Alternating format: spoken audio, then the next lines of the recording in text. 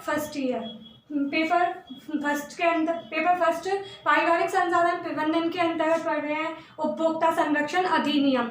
उपभोक्ता को धोखा खाने से बचाने के लिए भारत सरकार ने 24 दिसंबर 1986 को उपभोक्ता संरक्षण अधिनियम को पारित किया। इस अधिनियम का मुख्य उद्देश्य है उपभोक्ता को बेहतर संरक्षण प्रदान करना। इस अधिनियम के तहत उपभोक्ताओं की शिकायतों को शीघ्र सरल तरीके से तथा कम खर्चों में उनको दूर करने का प्रावधान करना, जिसका मुख्य उद्देश्य है अधिकतम व्यक्तियों को अधिकतम राहत प्रदान करना और उपभोक्ता को बेहतर संरक्षण प्रदान करना। उपभोक्ता की जो शिकायत है उनको यथाशीघ्र सरल तरीके से तथा कम खर्चों में उन्हें संपन्न करना या उन्हें दूर करने की व्यवस्था करना।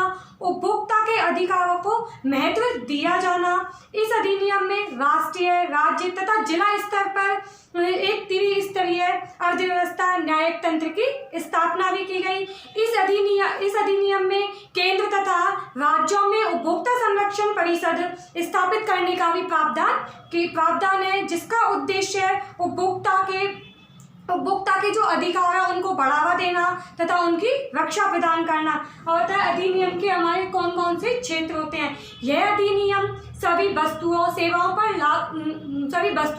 सेवाओं पर लागू होता है, परंतु जो वस्तुएं सेवाएं निःशुल्क प्राप्त होती है उन पर यह अधिनियम लागू नहीं होता। जो वस्तुएं और सेवाएं जो हमें निःशुल्क प्राप्त होती है, जिनके लिए हमें पैसा खर्च नहीं करना पड़ता, उनके ऊपर यह अधिनियम पारित नहीं किया जाता। यह निजी, सार्वजनिक या सरकारी सभी क्षेत्रों में लागू होता है। यदि कोई व्यक्ति किसी चीज को स्वयं के उपभोग में लेने हेतु खरीदता है, परंतु उसका व्यापार अपने उपभोग के लिए खरीदता है, परंतु बाद में उसका वह व्यापार करने लग जाता है, तो यह अधिनियम उन चीजों पर लागू नहीं होता। जैसे किसी व्यक्ति ने निजी उपभोग के लिए यानी अपने उपभोग के लिए कार को खरीदा, लेकिन उसका उपयोग वह भाड़े के रूप में या टैक्सी के रूप में करता है। इस अधिनियम द्वारा उपभोक्ता के अनेक अधिनियम भी दिए गए।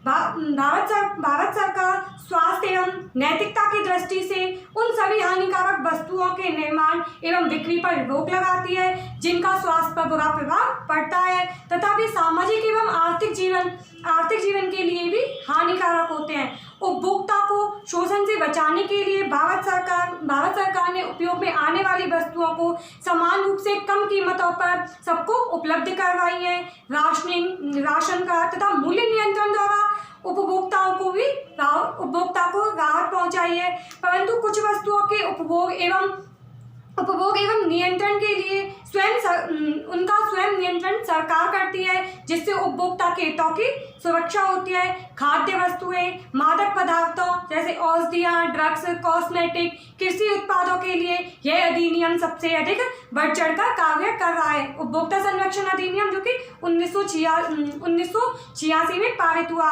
खाद्य पदार्थों में मिलावट शक होने पर उपभोक्ता इसकी शिकायत कर सकता है तथा नमूने के परीक्षण हेतु सरकार द्वारा अधिकृत प्रयोगशाला में भी भेज सकता है तथा अधिनियम को अधिक प्रभावशाली एवं सक्षम बनाने के लिए सरकार भी विभिन्न शाखाओं द्वारा अनेक कार्य कर रही है। यह कानून जो है केंद्रीय सरकार द्वारा दी गई छूट में भी केंद्र सरकार के द्वारा जो दी गई छूट के अलावा भी व्यक्ति को मूल्य अदा करने के बदले में कोई वस्तु खरीदता है या शुल्क अदा करके सेवाएं प्राप्त करता है तो वह उपभोक्ता कहलाता है।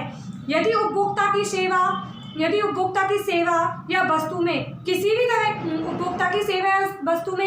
भी तरह की कोई कमी या दोष पाया जाता है अथवा विक्रेता द्वारा उपभोक्ता को धोखा देने का प्रयास किया जाता है तो उपभोक्ता इस अधिनियम के तहत संरक्षण भी प्राप्त कर सकता है, यानी इस अधिनियम के तहत शिकायत दर्ज करवा सकता है। यह होता है कि उपभोक्ता होता कौन है, उपभोक्ता किसे कहते हैं। इसके उपभोक्ता से अभिप्राय उस व्यक्ति से है जो पैसे अदा करके या मूल्य अदा करके कोई वस्तु को खरीदता है या उससे सेवाएं प्रदान करता है वह उपभोक्ता कहलाता है। अब उपभोक्ता के अंतर्गत मुख्यतः दो बातें थे, वस्तु या सेवाएं प्रदान करना।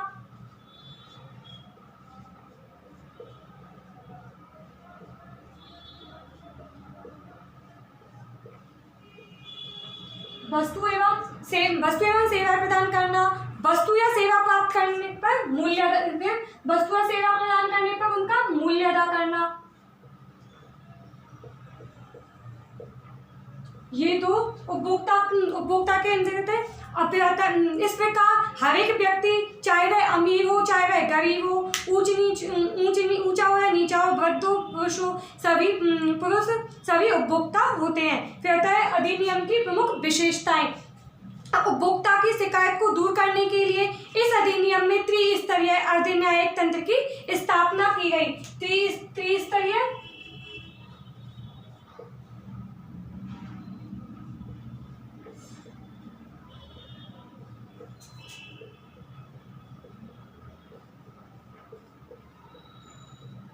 इसके अंतर्गत त्रिस्तरीय न्यायिक तंत्र की स्थापना की गई।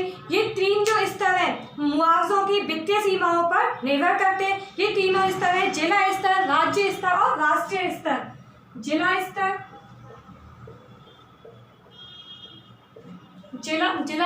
राज्य स्तर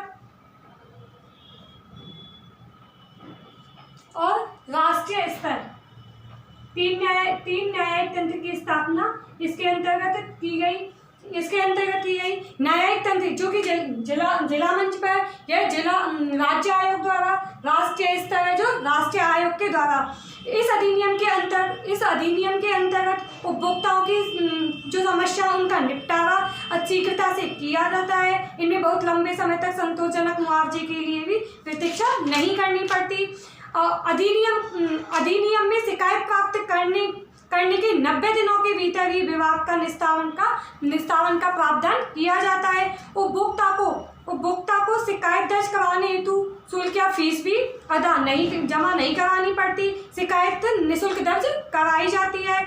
निर्धन एवं कम आय वाले उपभोक्ता को अधिक व्यय के क्षतिपूर्ति करने का भी भरपूर प्रयास किया जाता है। सरकार उपभोक्ता को संरक्षण प्रदान करने के लिए प्रत्यक्ष परोक्ष रूप से पूरा सहयोग देती है, जिससे उपभोक्ता का शोषण नहीं होता। इस अधिनियम के तहत वस्तु से तात्पर्य उन सारी वस्तुओं से है जो मूल्य देकर के खरीदी जाती है, जैसे खाद्यान्न है, गाड़ी है, वस्त्र है, घरेलू उपकरण है आदि बर्तन इसके अंतर्गत आते हैं। इस अधिनियम के तहत सेवाओं से तात्पर्य उन सभी सेवाओं से है, जैसे डाकघर, बैंक है, बीमा है, रेलवे स्टेशन, बस, टेलीफोन, बिजली, पानी, रसोई गैस, चिकित्सक, कोरियर, शिक्षण संस्थान, वकील आदि की सेवाएं भी इसके अंतर्गत आती हैं। फिर आता है अधिनियम के प्रमुख विभिन्न चरण, यानी कि शिकायत कौन कर सकता है। इस अधिनियम के अंतर्गत उपभोक्ता जो होता है, जो वस्तुओं का उपभोग करने वाला है, स्वयं शिकायत कर सकता है।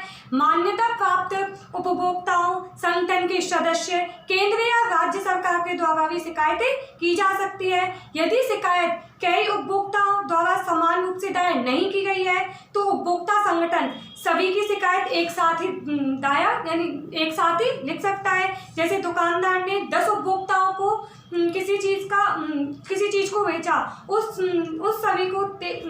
सभी में एक जैसी शिकायत आई, तभी उपभोक्ता की शिकायत एक साथ दर्ज की जा सकती है। यानी एक वस्तु को बेचने पर सभी उपभोक्ताओं के द्वारा एक जैसी शिकायत का आना, उसके साथ एक बार में ही शिकायत दर्ज कराई जा सकती है। फिर आती है शिकायत कब दायर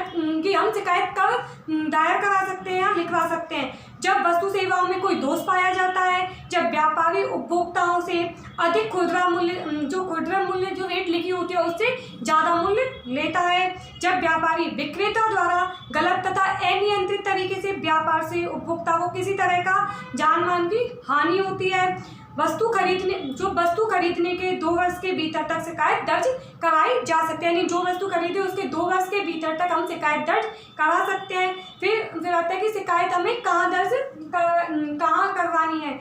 इस अधिनियम के तहत त्रिस्तरीय अर्धन्यायिक तंत्र की स्थापना की गई। उपभोक्ता मुआवजे की कुल राशि के अनुसार विभिन्न स्तर पर शिकायत दर्ज करवा सकता है, जिसमें होता है जिला स्तर पर, राज्य स्तर पर और राष्ट्रीय स्तर के अंदर त्रिस्तरीय न्याय व्यवस्था के अंतर्गत।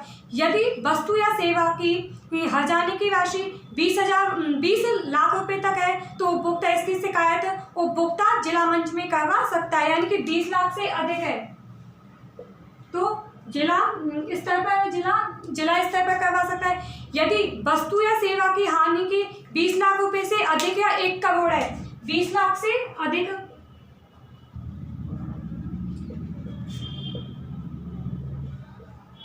या 1 करोड़, 20 लाख से अधिक या 1 करोड़ से कम, 1 करोड़ से तो कम है तो वह राज्य स्तर कम है तो उपभोक्ता इसकी शिकायत उपभोक्ता राज्य आयोग में भी करवा सकता है। इसके साथ ही जिला मंचों के आदेशों के विरुद्ध अपील की सुनवाई भी राज्य आयोग में की जानी चाहिए। यदि वस्तु या सेवा की हर्जानी की राशि यहाँ से 1 करोड़ से अधिक है तो इसकी 1 करोड़ से अधिक है तो इसकी शिकायत राष्ट्रीय स्तर पर की जा सकती है।